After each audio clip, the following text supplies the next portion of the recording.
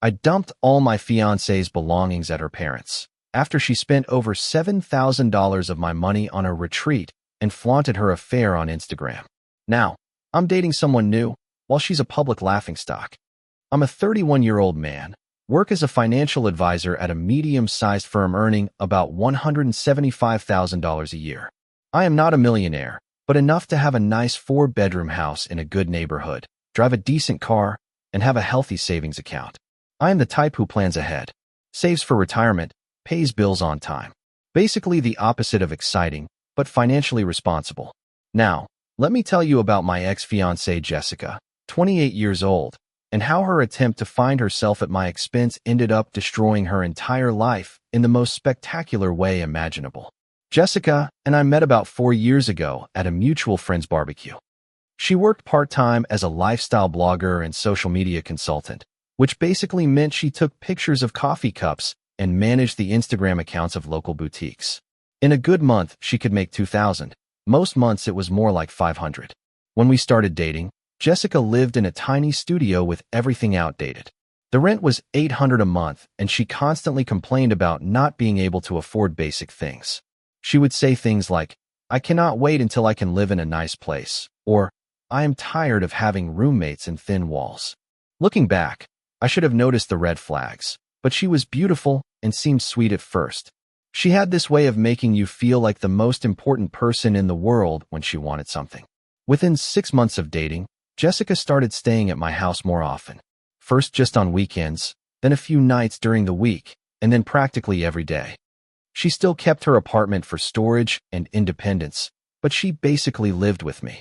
This is where it gets interesting.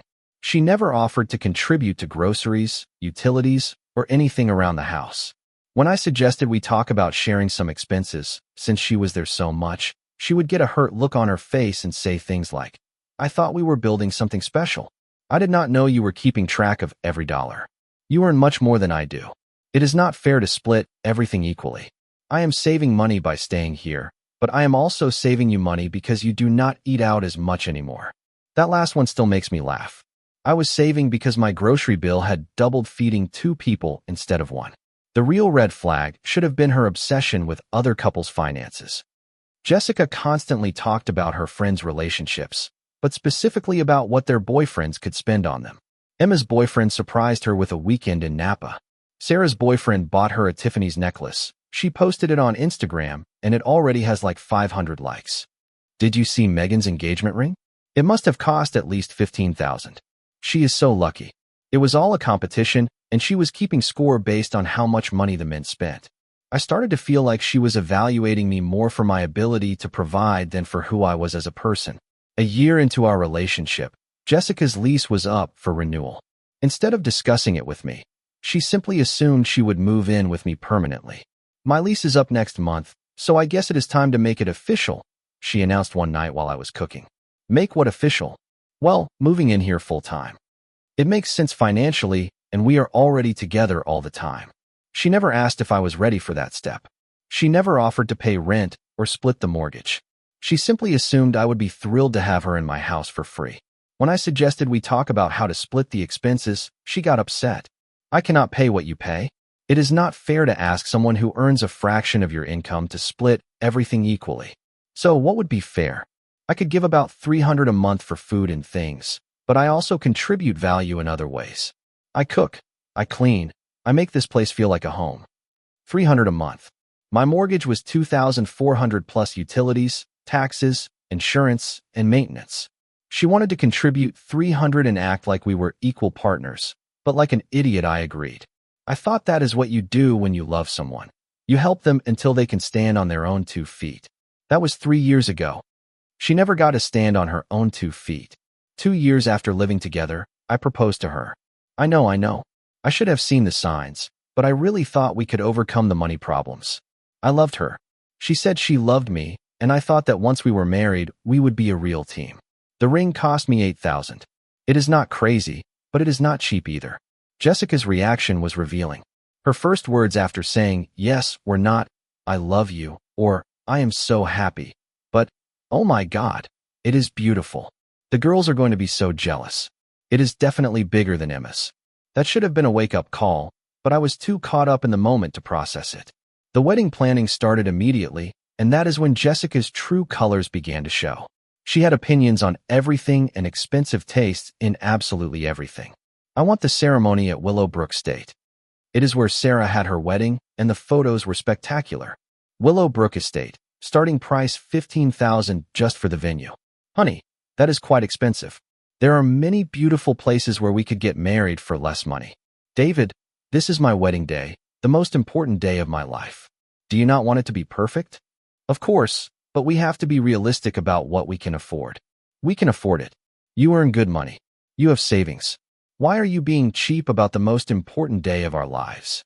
Notice how it went from my wedding to our lives very quickly when it came to who was paying. Every decision followed the same pattern. Jessica would look for the most expensive option. I would suggest something more reasonable, and she would accuse me of not caring about her happiness or being cheap. Flowers, $3,500 for arrangements that would wilt in 2 days. Photographer, $4,200 for someone who apparently did celebrity weddings. Dress, $2,800 for something she would wear once for 6 hours. Banquet, $125 per person for 150 guests. Open bar, $2,000 because people expect to have their favorite drinks available. The list went on and on.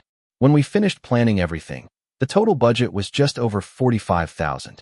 Jessica contributed exactly zero, but had an opinion on every cent spent. This is an investment in our future, she would say when I expressed concern about the costs. People will remember this day forever. What really bothered me was how she talked about the wedding with others. It was always my day and my wedding when she described the details to her friends, but our investment and our future when it came to convincing me to pay. I paid a $12,000 deposit to secure all the vendors. The remaining $33,000 would be paid in installments over the following months. The wedding was scheduled for 8 weeks from then. Jessica quit her part-time job as a blogger at that moment because, according to her, planning a wedding is basically a full-time job, and she wanted to focus on making sure everything was perfect. So now I was supporting her completely while she was spending my money on organizing an extravagant party. But the real fun was just beginning. About 6 weeks before the wedding, Jessica started acting strange. She was moody, distant, and constantly on the phone. When I asked her what was wrong, she said she was stressed about the wedding details, but something did not add up. Then, one night, she came home after having coffee with her friend Melissa and dropped a bombshell. David, I need to talk to you about something important. She sat down with me on the sofa with a serious expression that made my stomach knot up. I have been thinking a lot lately, and I realized that I need to take a step back before we get married. What do you mean by take a step back? I need to go on a spiritual journey alone to make sure I am marrying you for the right reasons. A spiritual journey? Yes. We are getting married in 6 weeks. That is precisely why I need to do it now. I have never traveled alone or experienced life as a truly independent woman. What if I regret it later? What if I always wonder what I missed? This coming from someone who had been living in my house rent-free for 3 years. We have traveled together. Last year we went to California in the spring, to Colorado. That is different. I need to find myself without anyone else's influence. I need to know that I am choosing marriage because I want it, not because it is comfortable or expected. And where exactly would you go on this spiritual journey? To Bali. There are incredible yoga retreats and meditation centers. It is supposed to be a life-changing experience. Of course, Bali. Not a local weekend retreat, not a week of meditation classes in the city. Bali, one of the most expensive destinations in the world. Jess, that sounds incredibly expensive. I found an incredible package. 10 days at a spiritual wellness resort. It includes yoga classes, meditation sessions, healthy meals, spa treatments. It only costs $5,200 for everything. Only $5,200. For someone who maybe earned $15,000 in the entire previous year and had maybe $300 in her savings account, it was a lot of money, especially right before the wedding. David, this is for our future together. If I do not do it now, I will always be left with the doubt. Do you not want me to be sure about marrying you? I want you to be sure. But I also think that if you have doubts so close to the wedding, maybe we should postpone it and figure this out together. No, I do not want to postpone anything. I just need this trip to clear my head and come back ready to be your wife completely. The manipulation was subtle, but effective. If I said no, I was controlling and did not want her to be sure about marrying me. If I said yes, I was understanding and supportive of her needs. Who would pay for this trip? Well, I was hoping you would understand how important it is. I promise I will find a way to pay you back. Pay you back with what money? You do not have a job. I will get a better job after the wedding. I will contribute more to the household expenses. I just need this. We argued for hours. She cried. She said she felt trapped and suffocated. She said her therapist, whose 150 sessions I paid for, had recommended she explore her independence before making such a big commitment. She accused me of being controlling and not understanding her emotional needs. She said she could not marry someone who did not support her personal growth. Like a complete idiot, in the end I gave in. I convinced myself that $5,200 was nothing compared to the $45,000 for the wedding, and that if it made her feel secure about our marriage, it was worth it. Will you really support me with this? If you think it will help you feel better about us, then yes. Suddenly she was affectionate again, telling me how much she loved me, and that this would make our relationship stronger than ever. The next day, I paid for the entire trip with my credit card, $5,200 for 10 days at a luxury resort in Bali, plus flights, travel insurance, and spending money. Total cost, just over $7,000. Jessica left for Bali on a Thursday morning, practically vibrating with excitement. I am going to disconnect completely and focus on my spiritual growth, she told me at the airport. I probably will not even post much on social media. This is about inner reflection, not showing off on Instagram. She had taken 2 huge suitcases for 10 days, including 15 outfits more suitable for beach clubs than for meditation retreats. That is a lot of clothes for a spiritual reflection, I joked. I want to feel confident while I discover myself, she replied very seriously. Day 1. Jessica sent me a message when she landed, sent a photo of her luxury hotel room, and promised a deep soul search. Days 2 to 4. Complete silence. No messages, no calls. I was genuinely worried that something had happened. Day 5 changed everything. On Saturday afternoon, I checked Instagram. Jessica had not spoken to me for 3 days, but she was very active on social media. Her story showed her at an exclusive beach club with trays of fruit and elaborate smoothies. Caption: finally living my authentic life. Back to the blessing. Bali Archers. More stories revealed spa treatments, expensive meals, luxury shopping. This was not the budget spiritual retreat she had described to me. Then I saw him, tall, tan Australian. They were sharing food, laughing together. The next story, in a pool with his arms around her. Caption: sometimes the universe puts exactly what you need in front of you. The last story made it all clear.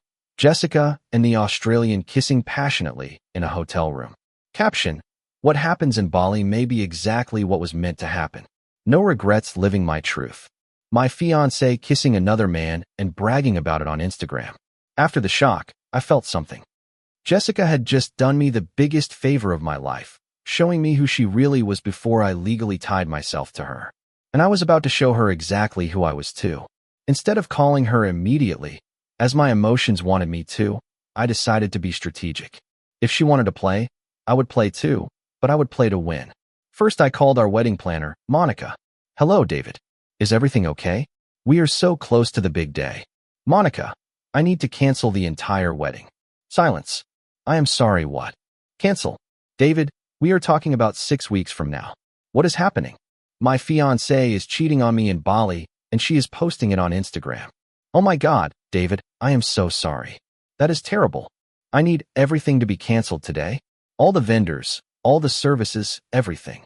David, you understand that with such short notice you are going to lose almost all the deposits. We are talking about tens of thousands of dollars. I understand perfectly. I would rather lose money than marry someone who posts that she is cheating on me on social media. I sent Monica screenshots of Jessica's stories as proof of why the wedding had to be canceled immediately. Then I personally called each vendor, the florist, the photographer, the catering, the band, the officiant, the transportation company, everyone. Hello, I am David Chun. I need to cancel my wedding services for next month. Each conversation was essentially the same. Surprise, apologies, explanations of cancellation policies, and hefty fees. The photographer was the most understanding. Apparently, she had dealt with similar situations before. Honey, I have been doing weddings for 15 years, and, believe me, you are making the right decision. Better to lose money now than half of your assets later in a divorce. By Sunday afternoon, I had systematically canceled every aspect of our wedding. Total financial damage, $23,000 in lost deposits and cancellation fees. Painful, but honestly the best money I ever spent. While I was making those calls, I was also planning phase 2 of my response. On Monday, I took a day off from work. Jessica had moved almost all of her belongings to my house over the last 3 years, and it was time for everything to go. I started in the bedroom. Clothes, shoes, jewelry, makeup, products, everything that belonged to her went into boxes. It took me longer than expected because Jessica had accumulated a huge amount of stuff. The closet that used to be for both of us was 80% full of her things. Designer dresses that I had bought for her for special occasions, dozens of pairs of shoes ranging from $50 to $500, and her precious collection of handbags. The handbags. Jessica was obsessed with designer handbags.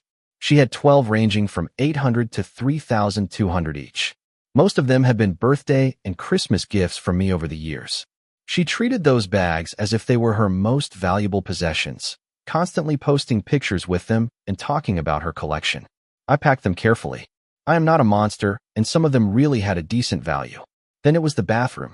Jessica had occupied every surface with her skincare routines, makeup palettes, hair products, and various gadgets. The expensive hair straightener I bought her for Christmas, for $100. The LED face mask she swore would change her life, $250.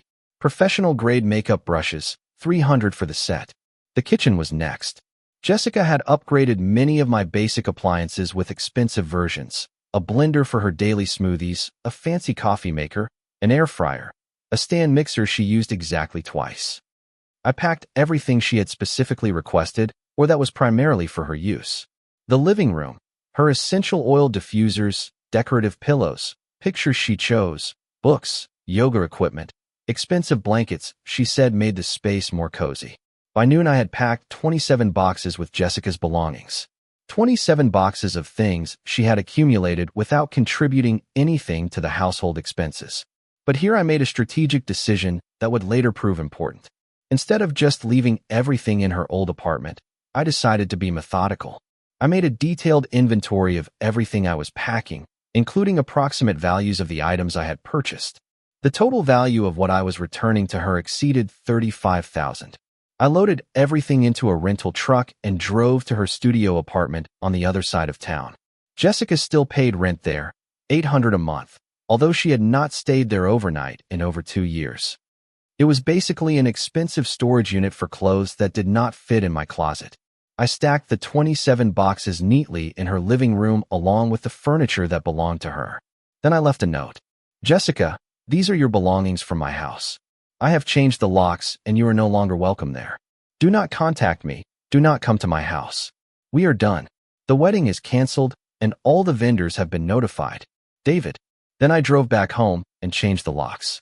New lock, new door handle, new garage code. I also called my security company, removed Jessica from the authorized list, and changed all the access codes. Finally, I reviewed every account and subscription Jessica had access to. Netflix, Amazon Prime, Spotify, Hulu, the gym membership, my Costco card, the AAA membership, everything. I removed her access and changed all the passwords. By Monday afternoon, Jessica no longer had any connection to my life or my resources. On Tuesday afternoon, I received a call from her former roommate. David, it is Amy, Jessica's roommate. What the hell happened? There are boxes everywhere and Jessica is calling me from Bali and crying hysterically. Jessica and I broke up. Those are her belongings. Amy said, you guys just had a fight over wedding stress. This seems very extreme. I sent Amy the screenshots of Jessica's Instagram stories. Amy called me back 5 minutes later. Oh my God, David. I had no idea. I am so sorry. Yeah, me too. What do you want me to tell her when she calls me back? Tell her to enjoy the rest of her spiritual journey. On Wednesday afternoon, my phone started ringing. First, Jessica's sister called me. David, what is going on? Jessica called Mom crying because you canceled the wedding and threw out her things. I sent her sister the same screenshots I had already sent to everyone else. Oh wow. David, I do not even know what to say. There is nothing to say. She made her decision. But maybe you could get over this. People make mistakes. People make mistakes. Jessica made a decision. It is different. On Thursday morning, Jessica's mom called me. David, honey, Jessica is absolutely devastated. She says she made a terrible error in judgment and wants to fix it. Mrs. Peterson, I appreciate you calling me, but there is nothing to fix. Jessica cheated on me and posted it publicly. It is over. But the wedding, all that money, already canceled. I would rather lose money than marry someone who thinks cheating on vacation is acceptable. David, she is young. She got carried away by the moment. Surely you can forgive one mistake. She is 28, not 18. And posting it on Instagram was not getting carried away. It was a deliberate decision to humiliate me publicly. On Thursday afternoon, Jessica's dad called me with a different approach. David, I understand that you are hurt and angry. You have every right. But Jessica is family to us, and you have been like a son. Can we not find a way to get past this? Mr. Peterson, I respect and appreciate everything you have done for me over the years. But Jessica made it very clear what she thinks of our relationship. I am just accepting that information and acting accordingly. What do you want us to tell her? Tell her I hope she finds what she is looking for. Jessica returned from Bali the following Tuesday. I know because my neighbor sent me a message saying someone was banging on my door at 2 in the afternoon. I was not at home. I was at work living my normal life. But apparently Jessica had taken an Uber directly from the airport to my house, expecting to return to her old life. When the new locks prevented that plan, she sat on my porch for 3 hours waiting for me to come back. My neighbor said she was crying and making calls the whole time. I did not get home until 8 at night. By then, Jessica had finally given up and had gone to her apartment to face the 27 boxes of her old life. She started calling me immediately. I rejected all her calls. Then the text messages began. David, please, just talk to me. I can explain everything. It did not mean anything. I was confused. Please, do not throw away 4 years for one mistake. I love you more than anything. Please, give me a chance. I did not answer any of them. On Friday afternoon, she showed up at my office building as I was leaving work. David, please, give me 5 minutes to explain. There is nothing to explain, Jessica. I saw your Instagram stories. They explained it perfectly. I was having some kind of crisis. I was not thinking clearly. You thought clearly enough to post it and caption it. Please, I will do anything. I will sign a prenuptial agreement. I will pay you back the money for the wedding. I will delete all my social media. Just please do not give up on us. Give up on us. Jessica, you gave up on us when you started kissing another man and showing it off online. It was just a kiss. It did not mean anything. It meant enough for you to post it with heart emojis and talk about living your truth. David, I made a mistake, a stupid mistake. Please, do not let it ruin our entire future. We do not have a future. That future was ruined the moment you decided to cheat on me and humiliate me publicly. I am just accepting reality. But I love you. People do not post that they are cheating on the person they love. I walked to my car and drove away. She did not follow me. Over the following weeks, I started to hear through mutual friends how Jessica's life was falling apart, and honestly, I was not surprised. You see, I knew something about Jessica's financial situation that apparently she never thought through. She had been living completely beyond her means for years, using me as her financial safety net. Her studio apartment cost $800 a month, but her real income was about $1,500 in a good month. After paying rent, she had $700 left for food, transportation, phone, utilities, insurance, and everything else. That was the reason she had moved into my house, not because she loved me so much that she could not stand to be away, but because she literally could not afford to live independently. But while she was living with me rent-free, Jessica had been using her money to maintain an expensive lifestyle, designer clothes, regular spa treatments, expensive dinners, those designer handbags. She was also accumulating credit card debt, thinking she would pay it off once we got married and combined our finances. Without my income subsidizing her lifestyle, Jessica's fragile financial structure was about to collapse. 2 weeks after Bali, I ran into her former roommate Amy at the supermarket. David, I think you should know. Jessica is in a very bad financial situation. Apparently, Jessica owed about $18,000 on several credit cards. Her car payment was $420 a month for a BMW she really could not afford, but needed for her lifestyle blogger image. Her phone bill was $150 a month because she had to have the latest iPhone with unlimited everything for her social media work. But the real problem was her apartment. She had continued to pay rent to keep it as a backup plan, but she was about to lose it. She was 3 months behind on rent. Amy told me that the landlord had already given her a 30-day notice to pay or vacate. She kept saying that you would work things out and that you would help her catch up. That is not going to happen. Yeah, I figured as much. David, I feel bad for her, but what she did was really wrong. But wait, it gets better. Remember the Australian guy from her Instagram stories? The same one she was kissing and calling a gift from the universe? Apparently, Jessica spent her last week in Bali acting as if they were in a serious relationship. She extended her stay 3 more days on my credit card, of course, to explore that incredible connection she had found.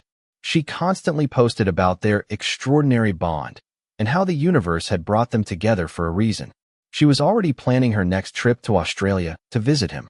She even talked about spending a few months there to see where that magical relationship could go. Plot twist. The guy was just a 25-year-old backpacker traveling through Southeast Asia on his parents' money before starting law school.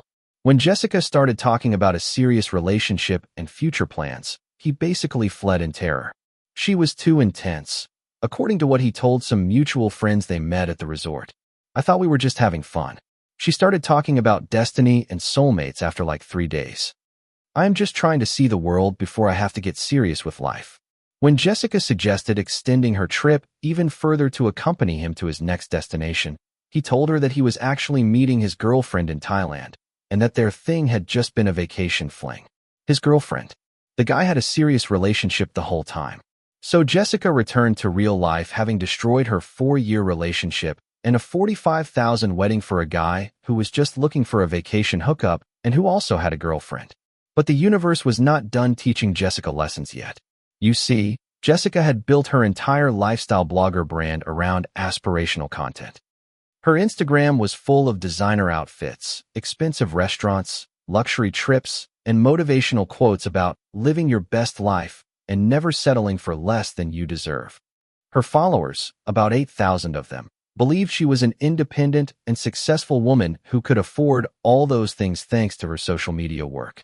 The local boutiques that hired her to manage their social media thought they were working with someone who represented their target clientele, successful women with disposable income. After our breakup became public, and believe me, it became very public very quickly, people started connecting the dots. Jessica's luxury lifestyle had not been financed by her successful career as a blogger. It had been financed by me. Her designer handbags, expensive dinners, luxury trips, the backup apartment. It was all basically fake, supported by someone else's money. Her social media consulting clients started dropping her immediately. It is hard to sell an aspirational lifestyle when everyone knows you are actually broke and your fiancé left you for cheating on him. In 1 month, Jessica went from earning $1,500 a month to practically nothing. But the social media humiliation was just beginning. Remember how Jessica had posted her infidelity on her Instagram stories? Well, she deleted those posts after I confronted her, but screenshots are forever. Someone, definitely not me, I am not that vengeful, had saved them and they started circulating among our mutual friends.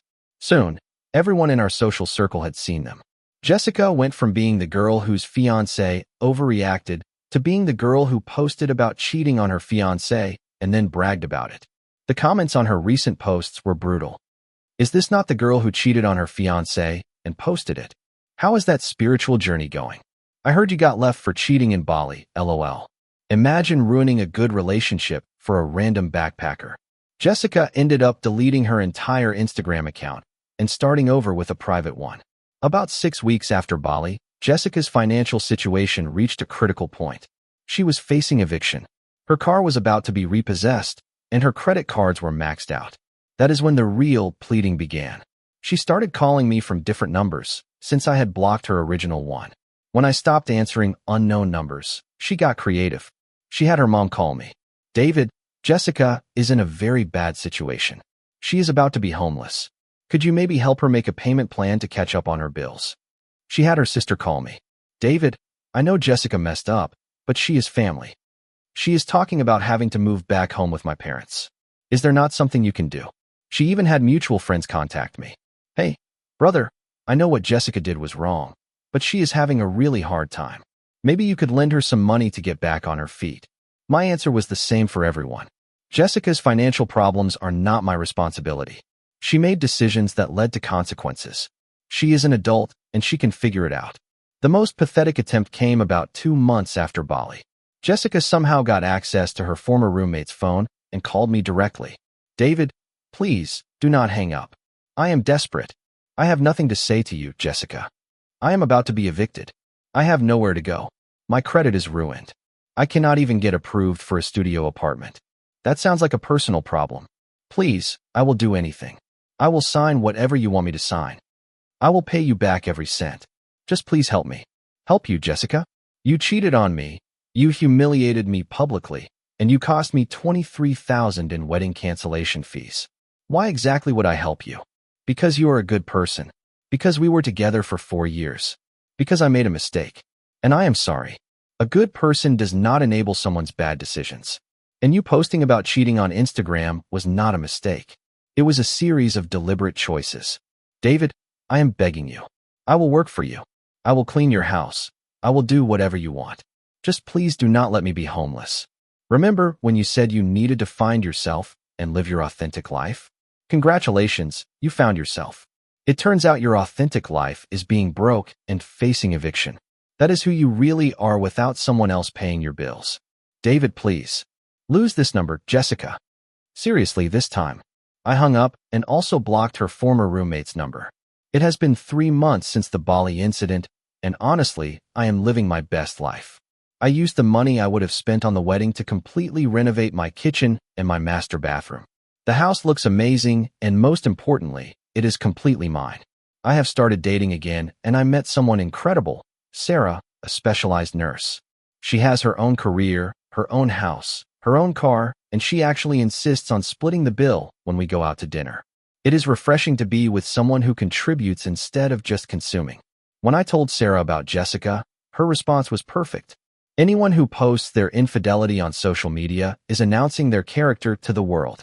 You should thank her for making it so obvious. Meanwhile, Jessica's life continued its spectacular downward spiral. She ended up being evicted and had to move back in with her parents at 28 years old. Her BMW was repossessed. She now works at Target scanning barcodes for $12 an hour, trying to pay off her credit card debt. But here comes my favorite part of the whole saga. Apparently, Jessica spent months telling anyone who would listen that I was heartless and cruel for abandoning her in her time of need. She painted herself as the victim. Yes, she made a mistake, but I was vengeful and cold for not being willing to get over it. That narrative worked for a while with people who did not know the whole story. Some mutual friends even contacted me to tell me they thought I was being too harsh. Then, Jessica made one last spectacular error in judgment. About a month ago, she apparently decided to try dating again. She matched with a guy on a dating app, and they went out for coffee. The guy seemed nice, they had a good conversation, and Jessica thought maybe her luck was finally changing.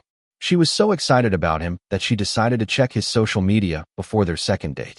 His Instagram bio said he was a financial advisor. Jessica's eyes lit up with dollar signs, and she started planning their future together after just one coffee date. She probably thought she had found another man with a good income who could finance her lifestyle. On their second date, Jessica started asking him about his work, his house, his financial situation. The guy found it weird, but he answered. Then Jessica made her fatal mistake. She told him about her previous relationship, how her ex-fiancé had overreacted to a small mistake she had made on a vacation and cruelly had left her in financial ruin. The guy asked her what kind of mistake. Jessica gave him a sugar-coated version where she had briefly connected with someone during a spiritual retreat, and her ex had misinterpreted it. The guy seemed understanding and sympathetic. Poor Jessica, victim of a relentless ex who could not handle her moment of weakness. Then, he asked to see her Instagram. Jessica's new private account obviously did not have the cheating posts, but it did not have much else either. When he asked her why she had started from scratch, she said that her ex had harassed her online and she needed a clean page. But this guy was no fool. Something in Jessica's story did not add up, so he did what anyone does in the age of social media. He investigated. It took him about 20 minutes of Googling and asking around until he found someone who had the original screenshots of Jessica's Instagram stories from Bali, the real ones, where she was kissing the Australian and bragging about living her truth and no regrets. The guy called Jessica the next day. "Hey, Jessica, I did a little research on your situation with your ex-fiancé." "Oh, what did you find?" "I found the Instagram stories you posted from Bali." Silence. "The ones where you were kissing another guy and bragging about cheating." "Can I explain?" "No need. I have heard everything I needed to hear. Good luck with your life." He blocked her on everything immediately. But it gets even better. This guy apparently shared Jessica's story and the screenshots with some of his friends as a crazy dating app experience. One of those friends told his girlfriend. That girlfriend turned out to be a friend of Sarah, my current partner. So Sarah came home after a night with her friends with this hilarious story of a friend who had dodged a bullet with a girl who lied about why her engagement ended. Apparently, this girl had posted about cheating on vacation and then tried to tell the guy she was dating that her ex was controlling and cruel. Can you imagine being that delusional? Sarah told me. I almost spit out my coffee. Did your friend say what the girl's name was? Jessica, something why? I showed Sarah the screenshots I still had saved on my phone. No way. It cannot be your ex. Yes, that is my ex, Jessica. Sarah was flabbergasted. This girl is absolutely insane. She is out there trying to find another man to finance her lifestyle while telling people that you are the villain. What a piece of work. Poor guy she went out with. At least he found out quickly. And so, Reddit. That is how Jessica's plan to find a new financial provider failed in the most perfect way possible.